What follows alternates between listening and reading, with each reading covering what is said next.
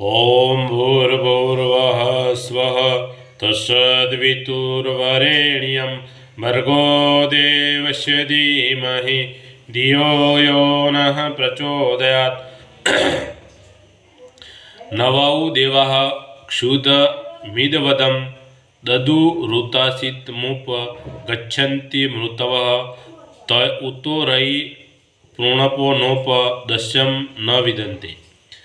ધનની ઉપયોગિતા દુઃખીઓનો અભાવ દૂર કરવામાં આવે છે, એટલા માટે તે કાર્ય હંમેશા ચાલુ રાખવું જોઈએ. કૃપણ, કંજૂસ તથા સંગ્રહ વૃત્તિવાળા મનુષ્યો હંમેશા દુઃખી થાય છે.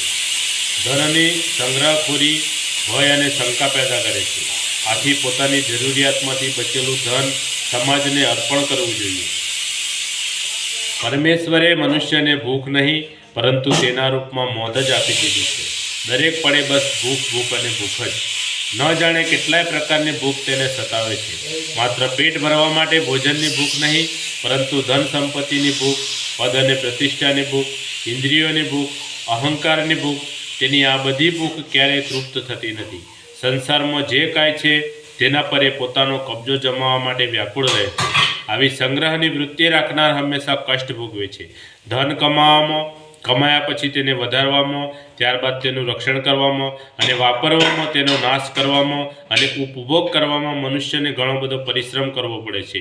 તેને દરેક પ્રકારનો ભય, ચિંતા અને ભ્રમ રહે છે. ધન કમાવામાં દુઃખ, કમાયા પછી સાચવવામાં દુઃખ, ધનનો નાશ થઈ જાય તો દુઃખ, વળી ખર્ચાઈ જાય તો પણ દુઃખ. આમ દરેક રીતે એ દુઃખનું જ કારણ બને છે. ધનની સાર્થકતા તેના સંગ્રહમાં નથી પરંતુ સદુપયોગમાં છે. પોતાની જરૂરિયાતો સંતોષાઈ જાય પછી બાકીનું ધન સમાજને સમર્પિત કરી દેવું જોઈએ. ત્યાગ કરીને ભોગવવું એ વેદોનો આદેશ છે. પહેલાં બીજાને ખવડાવી પછી પોતે ખાઓ. જેની પાસે જે છે તેમણે જરૂરિયાતવાળા લોકોને આપી દેવું જોઈએ. આપણે એકલા જ નથી પરંતુ આપણું જીવન સમગ્ર જન સમુદાય સાથે જોડાયેલું છે. આપણી ઉપર સમાજનું અને રાષ્ટ્રનું ઋણ છે જે આપણે ચૂકવવાનું છે. જો આપણે આ તત્વને સમજી લઈશું તો પછી આપણા મનમાં એવો ભય દૂર થઈ જશે કે બીજાઓને દાન આપવાથી આપણું ધન ઓછું થઈ જાય છે. આપણે જે પાત્રને ધન આપીએ છીએ તે આપણો જ અંશ છે. આત્માવત સર્વભૂતેષુ. તે દાનથી જે જરૂરિયાત પૂરી થાય છે તેના દ્વારા આપણી પ્રગતિ થાય છે અને છેવટે આપણા વ્યક્તિગત સુખને વધારે છે તથા ધનની પણ વૃદ્ધિ કરે છે. જે મનુષ્ય બીજાઓને જરૂરિયાતના સમયે મદદ કરે છે તેને પણ જરૂર પડે ત્યારે ઉદારતાપૂર્વક ઈશ્વરીય મદદ મળે છે. કૃપણ અને કંજૂસ મનુષ્યો હંમેશા સમાજથી તરછોડાઈને એકાકી જીવન ગાળે છે. તેમનો ન તો કોઈ મિત્ર હોય છે કે ન તેમને કોઈ મદદ કરવા તૈયાર થાય છે. મનુષ્ય ધનના સંગ્રહથી લિપ્ત રહે છે. ધન જીવન માટે એટલું બધું જરૂરી નથી. વાસ્તવમાં જ્ઞાન, બળ, સુખ, પ્રેમ વગેરે વધારે જરૂરી છે.